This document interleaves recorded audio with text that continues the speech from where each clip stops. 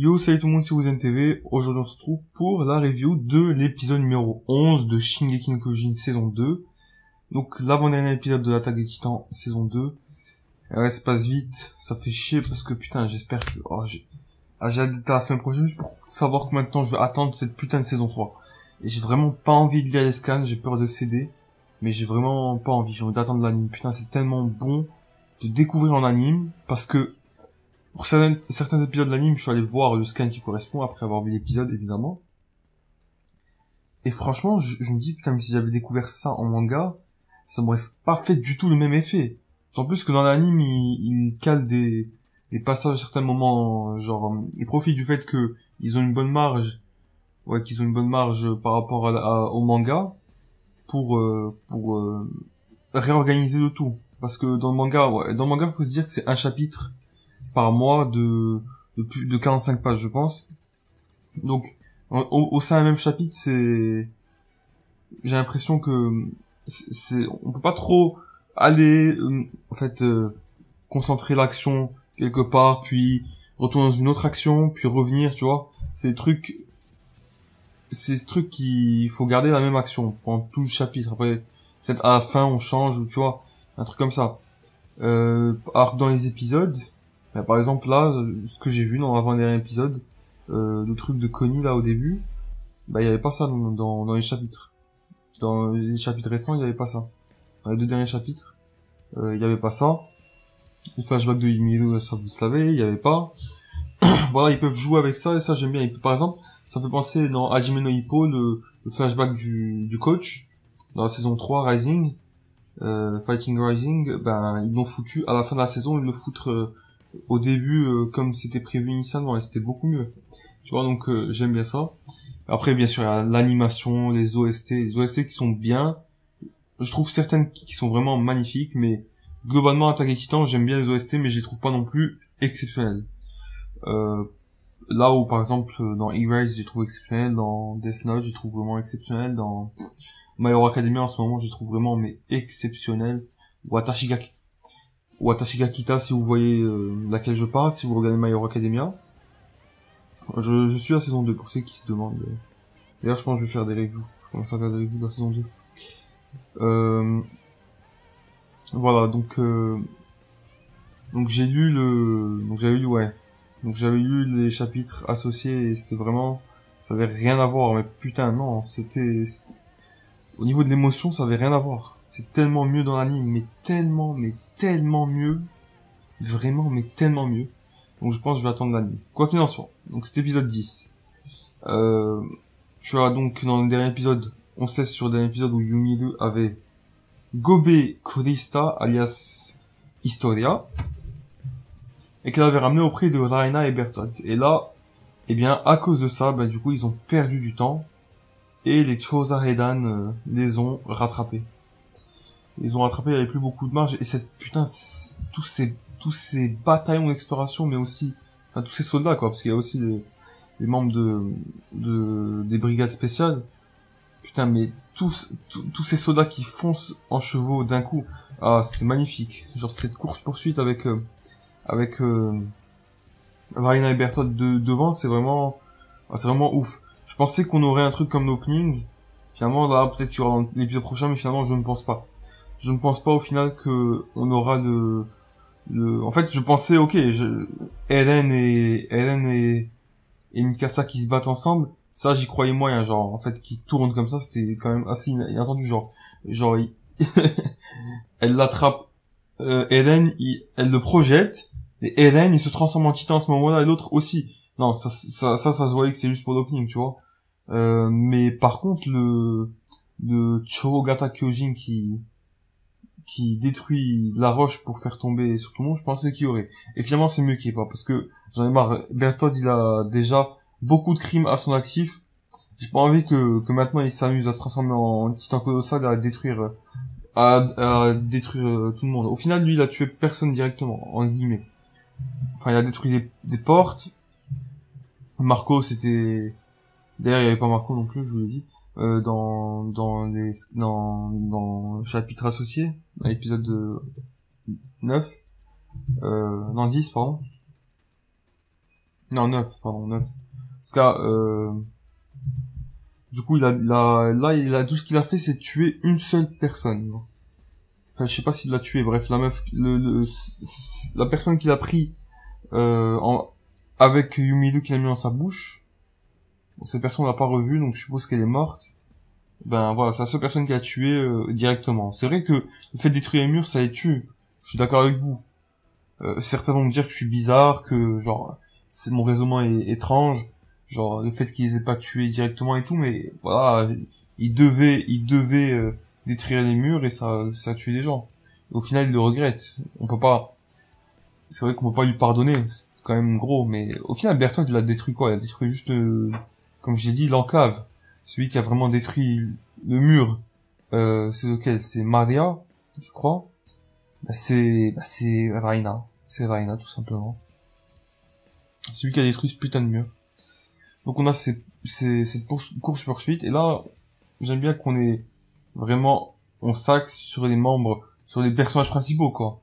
Historia, Yumiru, Chris, enfin, bon, c'est la même chose. Jean aussi, qu'on n'avait pas vu beaucoup dans la saison 2, jusqu'à l'épisode 8, on n'avait pas vu, et c'est un personnage que j'aime énormément. Les voir débarquer chez Bertolt, j'ai adoré ça. Voir Mikasa, sa détermination maintenant, elle a hésité une fois, dans l'épisode 7, dans l'épisode 6, pardon, quand elle les a tranchés. Elle avait même dit, Tsugi wa nai, Tsugi wa mo, nai. En gros, il n'y aura plus d'autres chances, genre, j'ai raté ma chance, quoi. Genre, il n'y aura plus d'autres occasions de les buter. Bon, c'est pas ça la traduction exacte, mais voilà. Et là, elle est déterminée plus que jamais. Tous ceux qui se mettront à travers son chemin mourront de sa main. Le problème, c'est que elle en fait un peu trop pour Eren, mais je comprends pas. Elle l'aime, mais là, c'est de la folie. C'est de la folie, mais comment? C'est de la folie, là. Une seule vie compte à mes yeux, c'est Eren. Parfois, quand elle est dans cet état, j'ai l'impression que il y a que Eren.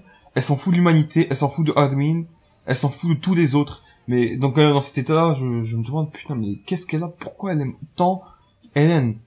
Genre, ok, quand elle les vend dans les scènes douces et tout, on voit qu'elle est amoureuse de lui. Mais là, quand elle sombre dans la folie comme ça, je me demande s'il n'y a pas quelque chose d'autre. Parce que là, c'est vraiment bizarre, mais ce qu'elle a avec Eren. Enfin bref. Moi, putain, j'ai eu un coup de stress quand un titan a chopé une casse et que Jean est venu. Alors, j'ai adoré Jean qui vient et qui tranche les yeux de ce titan pour faire lâcher... bon, il aurait dû trancher la main, je pense que ça aurait été plus logique. Pour faire trancher Mikasa, pour faire lâcher Mikasa, et je me dis putain, mais Mikasa, elle est tellement forte pour l'humanité, c'est une des plus fortes, c'est la plus forte après Levi, elle aurait pu mourir si facilement. Enfin, voilà quoi, c'est chiant, putain, te dire que même les plus forts de l'humanité peuvent mourir facilement de la main de titans normaux. Après, c'est normal, c'est réaliste, Shingeki no Kyojin, c'est ce qui fait sa force. C'est-à-dire qu'un mec qui a pas les deux épées et qui a pas le gaz, ben, même Mikasa, quoi, elle voit un titan devant elle, elle se fait buter. Et aussi, à partir du moment où un titan te chope, tu es fini. Tu es fini, putain, mais c'est hardcore, mais tu peux plus rien faire. Parce que tu peux plus te dégager, ouais, tu peux plus, à part si t'as des armes, tu peux essayer de faire un truc. Mais voilà, à partir du moment où un titan te chope, un titan normal, parce que le titan qui a chopé Mickey dans l'épisode 1, il était tout petit, putain. À partir du moment où un titan te chope, bah c'est bon, c'est fini. Tu peux plus te dégager, il met trop de force pour que tu puisses te dégager, il te gobe et c'est bon, il te met dans sa bouche et il croque et voilà, t'es mort, tu vois.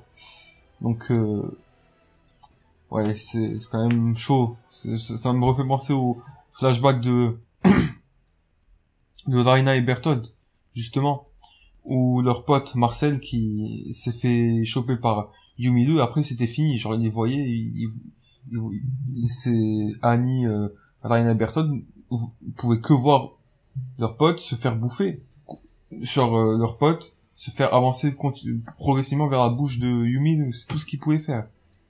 Parce que à partir du moment où on le chope, c'est fini, quoi. Ouais. D'ailleurs, il y a une mort dans l'épisode qui m'a trop fait chier, mais le mec là qui fait partie des, je sais pas si c'est les brigades spéciales ou de la garnison, je sais pas quoi. Genre le mec, il parlait il disait ah putain mais Edwin il est fou. D'ailleurs le mec fait une pause au calme, il s'en bat les couilles là. En fait il veut veut pas trop obéir aux ordres d'Edwin, et ça va l'air d'être un peu un haut placé. Il veut pas obéir aux ordres d'Edwin, quoi, parce que... D'ailleurs, je me demande si c'est pas... On l'a pas vu dans l'épisode 8, il faut que j'aille vérifier, ce mec qui est mort. Il a dit, il critiquait le fait que Edwin a demandé à tout le monde de laisser les titans derrière eux, les poursuivre, et de continuer droit devant vers Eden pour le récupérer. Parce que du coup, ils ont une horde de titans derrière qui peuvent les tuer, mais facilement, quoi. Et ce mec a critiqué ça. Du coup, il est resté comme ça. Il est resté à part, dans l'endroit où il y avait le moins de titans. Il n'a pas poursuivi Eren. Lui, il voulait pas écouter les ordres, s'en battait les couilles. Et il parlait à un mec, il fait, attention! Genre, il taille un mec qui regarde devant lui et tout. Rien, il se retourne vers le mec qui lui a parlé, forcément, c'est logique. Tu vas te retourner vers le mec qui a parlé. Pas derrière. Instinctivement, on t'appelle. On te dit, attention derrière toi. Genre, instinctivement, tu vas d'abord tourner à gauche vers la personne qui t'a dit, même faire un coup d'œil rapide vers la personne qui t'a dit, fais attention, avant de te retourner vers le vrai danger, tu vois. Et là, c'est ce qui s'est passé, mais le temps de, comme quoi le temps est précieux, putain, le temps de après se retourner, c'est bon, il s'est fait bouffer, mais comme une merde. Il est sur son cheval, il s'est mis à l'écart, c'est peut-être un message pour nous dire que il faut accomplir son devoir de soldat, sinon, voilà. Mais genre, le mec, il s'est fait bouffer, mais comme une merde, mais ça m'a tellement fait chier, parce que moi, j'aime pas quand les personnages meurent dans les mangas, surtout facilement. Moi, n'importe quel personnage lambda qui se fasse tuer, moi, ça me fait chier. Ils ont tous une vie, une famille, des enfants. Ah non, c'est trop chiant. Et même si vous n'êtes pas attaché au personnage. Et là, j'en arrive à ma scène préférée de l'épisode. Bon, alors, on a eu une petite interaction entre Yumiro et Krista, Historia, qui Yumiro expliquait qu'elle avait enlevé Krista et que finalement, après, elle lui a dit clairement, elle lui a un peu menti pour que ça passe mieux, comme quoi c'était pour elle. Alors qu'au final, je sais pas à quoi servait ce mensonge, il servait pas à grand chose. Krista, elle a dit qu'elle suivrait Yumio, peu importe ce qu'elle décidait, quoi. Genre, peu importe de quel côté elle est, je me dis, putain, mais si elle est du côté opposé à l'humanité, mais genre vraiment hardcore, pas juste comme Raina et Berthold qui là, apparemment, ce qu'ils disent dans l'épisode 6, on s'en bat les couilles. Genre, Raina qui dit que leur but était tout simplement de détruire l'humanité, mais enfin bon, apparemment c'est faux. C'était une conséquence. D'ailleurs, elle avait dit, on n'a plus besoin de détruire les murs. On a plus besoin de détruire les murs, si tu viens avec nous. Donc, comme quoi, au final, même dans le même épisode, c'est un peu contredit. C'est pas vraiment son objectif de détruire l'humanité. Du coup, si elle se met clairement contre l'humanité, mais vraiment en mode je vais détruire l'humanité, je vais en titan, je vais tout le monde, même si c'est un titan faible, est-ce que à ce moment-là, Krista va la soutenir? Ce serait quand même hardcore. J'ai hâte de savoir le rapport entre les gens du culte du mur et l'origine des titans, parce que c'est évident qu'il y a un lien maintenant, c'est quasiment évident. Et de toute façon, les cultes du mur, on pouvait se douter qu'ils avaient un rôle, quoi. Ça pouvait pas être juste des mecs chiants au début, genre au début c'était des mecs trop chiants dans la saison 1, c'est forcément qu'ils avaient un rôle dans l'histoire, quoi. Faut pas juste venir faire chier pour rien, quoi. Enfin bref, donc, ma scène préférée de l'épisode, c'est quand Jean, Connie, Sacha, et Mikasa et Armin, ouais, arrivent à côté de Berthold. D'ailleurs, Berthold, putain, l'intensité de cette image, cette scène, quand, en fait, t'as les mains de Raina qui protègent Berthold dans son dos, tu vois, t'as donc Berthold qui a Eren dans son dos, et il y a juste un petit creux pour pouvoir voir à l'extérieur, donc entre deux doigts de Raina, et t'as Mikasa qui regarde Berthold mais en mode je vais te tuer, je vais te tuer, genre je te hais toi, avec un regard noir parce qu'il a Eren. C'était hardcore cette scène juste là, mais surtout ce que j'ai préféré c'est pas ça, c'est Jean que j'ai un personnage que j'aime beaucoup, tu vois, Jean qui commence à parler à Berthold et lui dire quand tu dormais c'était des œuvres d'art et tout, à chaque fois que tu te réveillais, genre le matin, c'était une nouvelle œuvre d'art à pause, comme quand tu dormais. Euh, je comprends pas comment, genre, un meurtrier dans ton genre vivait à côté de ses victimes, etc. Connie qui dit, ah, vous vous êtes foutu notre gueule depuis tout ce temps, etc. Et là, t'as personne qui se lâche, alors que le mec est si réservé d'habitude, il se lâche en pleurant et dit, vous pensez vraiment qu'on voulait tuer tous ces gens, mais on n'a pas le choix, quoi. Franchement, Berthold, je kiffe de plus en plus. Là, je pense que c'est un de mes personnages préférés. Quand même, en dessous de Mikasa et Armin, et peut-être aussi en dessous de Jean. Et c'est un personnage que j'aime, mais je l'aime beaucoup. Depuis 2-3 épisodes, quoi, je l'aime de plus en plus, quoi. Peut-être que vous allez pas comprendre quoi je l'aime, mais toute la, en guillemets, complexité du personnage. Il est pas complexe, on va dire, mais le fait qu'il est, bon, qu'au début de la saison 1, bah déjà c'est le premier qui a parlé à Eren et, c'était Armin, ouais. Eren et Armin, des titans, il s'est mis dans la peau vraiment de quelqu'un qui est victime des titans, quoi. Ensuite, le fameux flashback où il marche dans l'obscurité et qu'il dit qu'il va rejoindre une brigade spéciale. J'avais pas capté que c'est lui au début. Donc il parlait pas mal à ce moment-là. Et après, peu à peu, finalement, il va devenir de plus en plus réservé. Et au final, il va pas trop parler, mais il aura quand même... Donc il montrera pas trop ses émotions. Peut-être que c'est un peu sa manière à lui un peu comme Reiner, lui, qui a scindé sa personnalité en deux. Bah, Berthold, c'est sa manière à lui de ne pas dévier enfin non, j'allais dire pas dévier de sa mission. C'est vrai qu'il est assez à cheval sur ses devoirs de senshi, donc de guerrier. En fait, j'allais dire, je sais pas si la comparaison est bonne avec Reiner, mais j'allais dire c'est sa manière à lui de supporter ses péchés. Mais au final, je pense que c'est un peu con. Ouais, non, là, c'est bon, je revois ce que je veux dire. En fait, le fait de ne pas parler, de jamais parler, c'est ouais, ne pas mentir du tout, en ne disant rien, genre. Il ne ment pas en ne disant rien, il joue sur les mots, quoi. Enfin, entre guillemets, avec de gros guillemets, en fait, il parle le moins possible pour, tromper le moins possible, tu vois. Je sais pas si tu vois ce que je veux dire. Donc peut-être c'est pour ça qu'il est tout le temps réservé.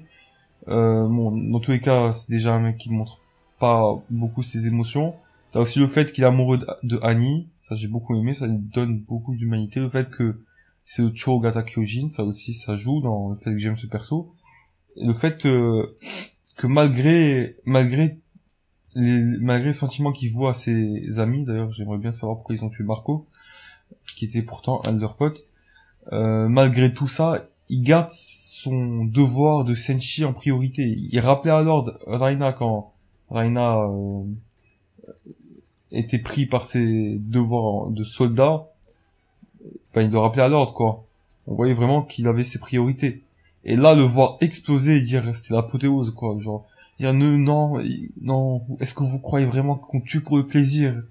Nous, on est obligé de faire, en gros, on est obligé de faire tout ça, mais voilà, on n'arrive pas à supporter nos crimes, c'est pour ça non, enfin, c'est pas pour ça, mais le fait de se faire passer pour les soldats nous fait un peu nous sentir mieux.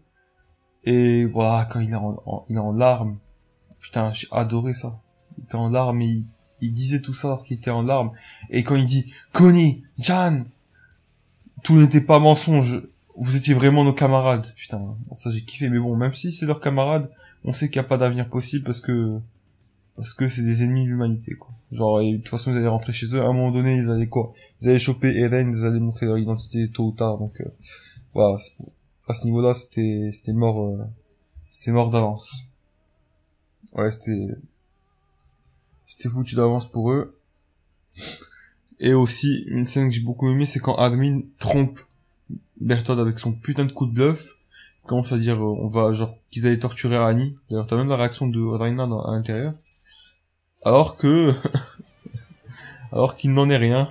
Elle est dans son putain de cristal.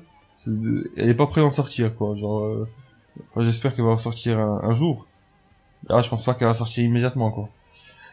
Donc, ce coup de bluff qui a coûté à Bertolt de lâcher Eren. De faire choper Eren. Aussi, quand Erwin se prend, le titan là que jette, Rhaina, il se prend dans l'épaule, putain, mais cette scène, il continue à dire, à avancer, il dit Shinzo Sasageyo quand il fonce avec son cheval là, juste avant, ce qui est en corrélation avec l'opening. Ouais non, toutes ces scènes, cet épisode était vraiment ouf. Et la fin, le cliffhanger à la fin, mais putain, le titan qui a tué la mère de Helen, il est là. Qu'est-ce qu'il fout là? Mais qu'est-ce qu'il fout là?